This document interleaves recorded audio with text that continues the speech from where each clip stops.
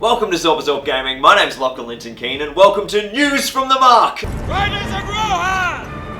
What news from the Mark? A new series here on the channel where we kind of irregularly dive into all of the latest news from the Middle-earth strategy battle game. Now, it's been a wonderful last 6 to 12 months for our beloved game. We had the brand new edition launch in late 2018, which created a huge resurgence in the hobby. We had leagues of new players joining the scores of veterans that have kept the community strong for so long. Earlier this year, we also had the first supplement of the new edition. Gondor at War hit the shelves and was incredibly well received by the community, so it's been an absolutely wonderful time for Middle-earth strategy battle game. In this edition of News from the Mark, we're going to be checking out all of the information we currently know about the second supplement for Middle-earth SBG, which is going to be Scouring of the Shire, and according to some new news which just dropped earlier this week, it's almost upon us. We've got a pre-order date coming this Saturday. We're also going to be checking out the incredible new edition of SBG Magazine, as well as a few new faces around the block in our community spotlight. But let's jump into the main event of today's News of the Mark, the Scouring of the Shire.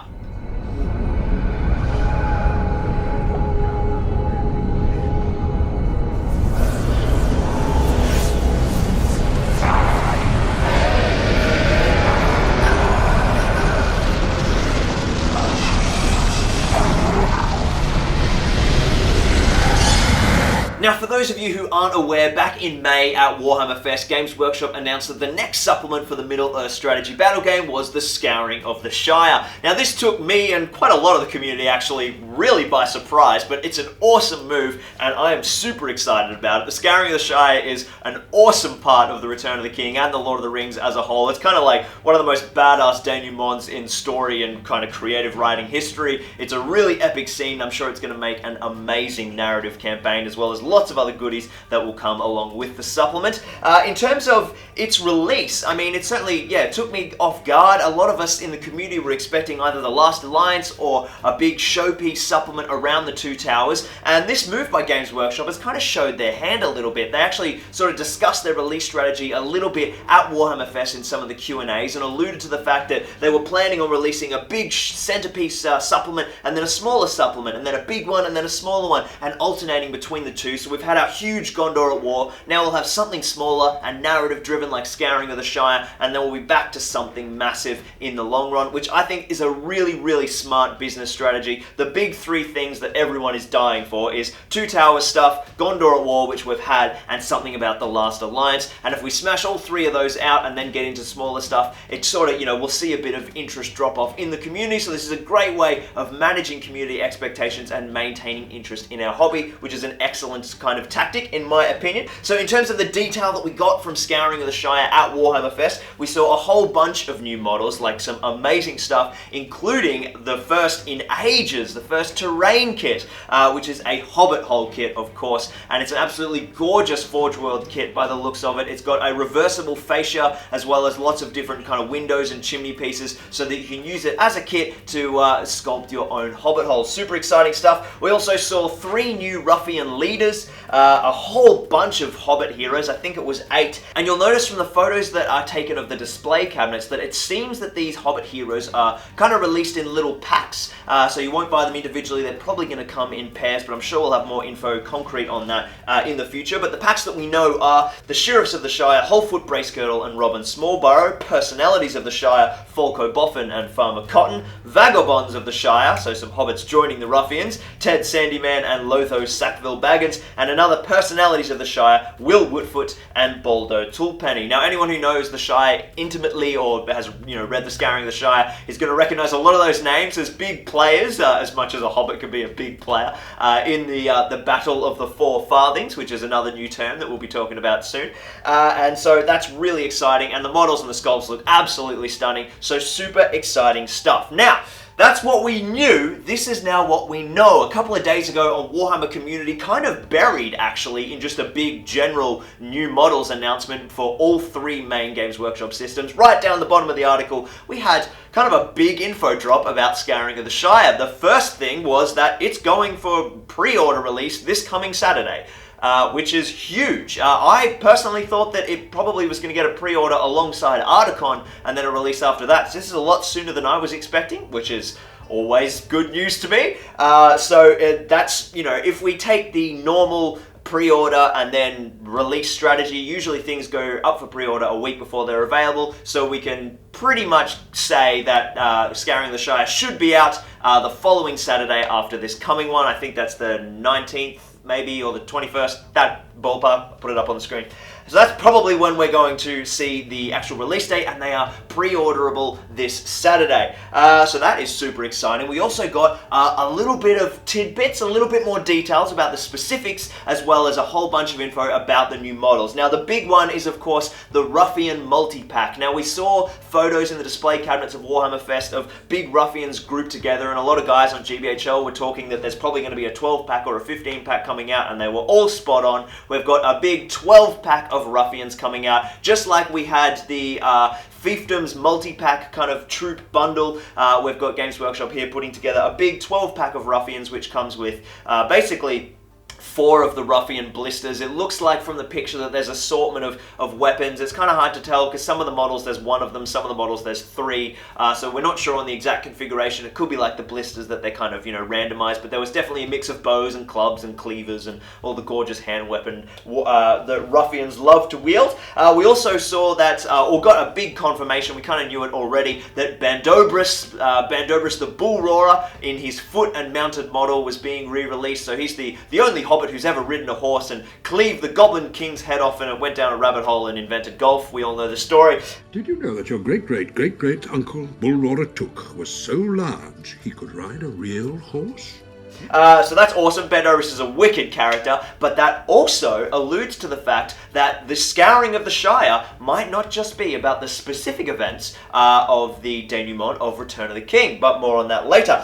We also have a Gandalf multi-kit, just like the Radagast multi-kit that we saw come out about a month ago now. So that's Gandalf the Grey on horse, Gandalf the Grey on foot, and Gandalf the Grey in his cart. Looks like they're all coming together in a big 3-figure kit. From the photos anyway, that's sort of what we can infer. Golfimbull himself, the orc whose head gets smashed off by Bandobras the Bull Roarer, his foot and mounted model is coming back in stock. Should have sold my old one 3 weeks ago. It's an absolutely awesome model. He's like this chubby, fat kind of orc with a big club and a fur cape. He looks absolutely badass. And again, hinting more about what is inside the Scouring of the Shire. We got confirmation that there will definitely be new profiles for both Hobbits and Ruffians, so we can sort of, I guess, take that representing all those new heroes and potentially our Ruffian leaders as well. Updated army lists was an interesting little key phrase in the descriptor. Now I'm guessing that's going to mean legendary legions, so I'm thinking some sort of Scouring of the Shire legendary legion, or potentially even a legendary legion from earlier where the Hobbits are pairing up with the Dunedain to fight off orc invaders. Lots and lots of opportunities there, and probably something to give the Ruffians a list as well. If people want to take them as a themey but still competitive choice, they're obviously going to need a little bit of help because they're a joke at the moment. And then 19 narrative scenarios.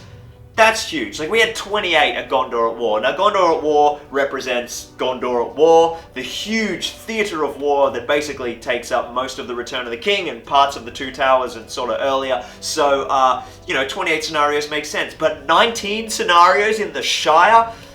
That's incredible. What the hell are we going to see in 19 scenarios? Obviously, we're going to have some big centerpiece scenarios about the Battle of Bywater, as well as all of the key events of the Scouring of the Shire, or the Battle of the Four Farthings, which is an interesting keyword that we saw in the Warhammer Community article, definitely alluding to a much more expanded and in-depth, in-detail kind of look at these sort of events. But also, I think we're going to see some stuff from the Hobbit and the Shire history. So we're talking about the Battle of Greenfields, Bandobras versus Golfimbull, orc invasions of the Shire, maybe the White Wargs and the winter, the frozen over section of the Shire and the White Wargs and orcs attacking the Great Famine, maybe lots of kind of really interesting in-depth historical stuff, as well as the main Scouring of the Shire events, which is super, super awesome. The other little tidbit that it says just at the end of the article before we leave Scouring the Shire is much more. So, I mean, what more can we have? Maybe there'll be some terrain guides for our Hobbit hole kits, maybe there'll be some painting guides, or maybe they're simply alluding to the width or the breadth of the narrative campaign. Maybe we'll even get some sort of map-based campaign. Who knows? Taking over the Shire with an army of ruffians and vice versa. Lots of exciting stuff there. So it's looking absolutely amazing for Scouring the Shire. Once again, pre-order date coming up this weekend, and I am super, super excited for that. Now, before we dive into the next item on the agenda, I just want to tell you guys a little story, so bear with me. My involvement in this hobby has pretty much been since launch in 2001. My first foray was the Battle Games in Middle-earth magazine series by D'Agostini. I couldn't buy them myself, but one of my mates from school had them, and so once a week after school, I'd go over to his place, we'd look at the new magazine, build and paint the models, play the scenarios, and I absolutely loved them, but I never had them myself. And then one Christmas, we went on a bit of a holiday, a family holiday, to Mallacoota in southeast Victoria, which is a 7-hour drive from Melbourne. You guys in the UK and smaller countries through Europe might think that's insane to do a 7-hour drive in one day, but that's Australia for you. And my mum said, all right, big drive, we need to keep you occupied and make sure you shut up on the drive. So you're allowed to go to the newsagent and buy one magazine. And of course, the bright blue power armor and bright yellow text of White Dwarf grabbed my attention. After flicking through the pages for about 3 seconds, I knew I was buying it, and it just absolutely whisked me away. I read it the entire way there and back every night while we were camping by torchlight before bed. I'd be poring over these pages. I can tell you every single article back to back from this very first edition. It's like imprinted on my brain. And there was just something amazing about that paper experience and reading all of the Lord of the Rings stuff and all of the systems. I just absolutely loved it, and I immediately became obsessed with all Warhammer stuff. And when we got back from the holiday, I quickly tried to petition Santa to get me some for Christmas, and we managed to line it up, and I got my very first set, which was the Warriors of Minas Tirith starter set that came with the little paints as well as the models, and I was hooked, and I've been hooked ever since. And the association for me of flicking through those pages and reading those incredible kind of people-driven, experience-driven articles of the early 2000s and late 90s White Dwarfs is an incredibly kind of nostalgic and resonating kind of thing and memory for me. It's sort of where it all began for me, where the obsession fully went crazy, was connecting with those magazines. They're an incredible article of indoctrination, and I love them. And not to rag on the new White Dwarf, but there was a period where it sort of became a little bit more sanitized and a little bit more detached, more of a kind of marketing promo thing than the really kind of gritty, kind of human-based connection that I experienced. And maybe that was just my experience because I was, getting older and more cynical as a teenager, whatever. Anyway, enter SBG Magazine. If you guys don't know what this is, buy it. It's amazing. It's an incredible magazine by the fans, for the fans, put together by Damien and Tom, which you guys will probably know from GBHL. It's an absolutely stunning magazine. It's like all of the juicy goodness of the early 2000 White Dwarfs, just about Lord of the Rings. It's absolutely stunning, and it's coming out now, so it's relevant. Rather than sitting crying over old White Dwarfs that don't even mean anything anymore, you can read this, and it does. It's relevant. This issue just came out in spring of 2019. They released them quarterly. Obviously, it's a complete non-for-profit thing. They do this all off their own backs and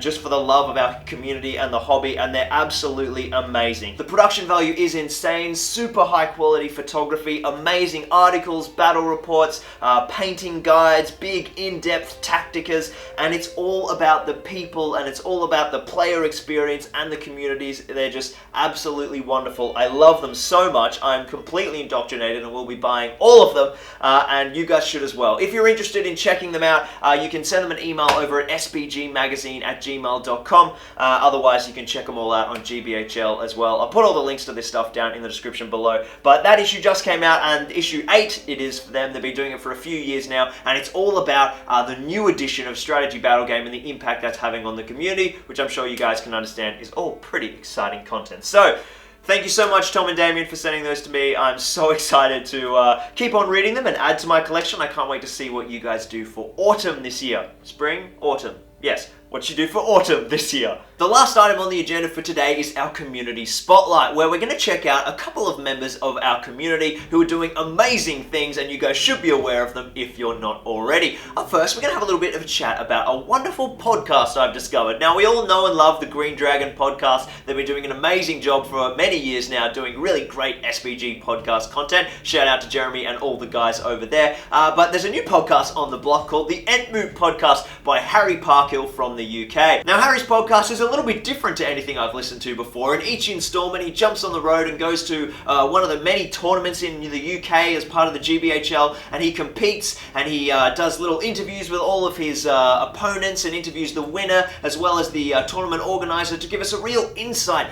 into his tournament experience as well as the great community of the GBHL as well. And in addition, he kind of takes us along the little hobby journey as well as he prepares his army, talks through the tactics of his list, and we get to watch that evolve as he plays out his games through the tournament. It's a super awesome podcast. It's great for chucking on while you're painting or working on doing anything SBG or anything not SBG related. Maybe the drive to work, who knows. Definitely worth a check out. I'll put his link down to SoundCloud and all the other, whatever podcasts do. They're weird. And make sure you guys can find it down in the description below, so definitely check that out. Our second little spotlight for this edition of News from the Mark is some incredible YouTubers who I am just absolutely in love with, and they are the boys Tom and Sloan from Fail Charge Games, just over the Tasman that way in New Zealand. They're absolutely epic dudes and they make really awesome content. They've got great banter and they're focused really on having a good time and playing some really fun games. They've got a YouTube channel. They do battle reports and stuff. I actually just featured on their channel myself as we did a bit of a list review for one of their upcoming tournaments, and it's been an awesome kind of time chatting to them and getting to know them and watching their content as well. Their stuff is just so funny. Their banter is on point. So definitely check those guys out as well. Hopefully I'll have them on the channel here soon. I'm going to head over to New Zealand. I'm always going back and forth. I love that place. I'll live there eventually, and I'm sure we'll get them on here and I'll be on there more, so definitely stay tuned for a few collabs with the Fail Charge boys. But in the meantime, head over to their page and definitely subscribe. They are awesome. Well, that's it for this edition of News from the Mark. I hope you guys enjoyed this new series for us. It's going to be something that I'm going to do kind of every now and then when some big news drops to keep everyone here kind of up to date. If there's anything specific you guys would like me to cover or types of stuff that we could feature, maybe different ideas for things we can talk about or bits I can cover, just chuck it all down. Just chuck it all down in the comment section below. Like the video if you enjoyed it, and if you've got no idea what the hell I'm talking about and you've just got here, subscribe and find out everything about Middle-earth strategy battle game. It's the best war game on the planet, and I won't take any kind of argument on that point. It's just amazing. We've got heaps of other Middle-earth strategy battle game content on the channel, painting tutorials, terrain tutorials, lots and lots of battle reports. They're just going crazy now. So we'll have lots more in the future as well, so make sure you stay tuned. Thank you so much for watching us here at Zorpazorp Gaming. We'll see you next time.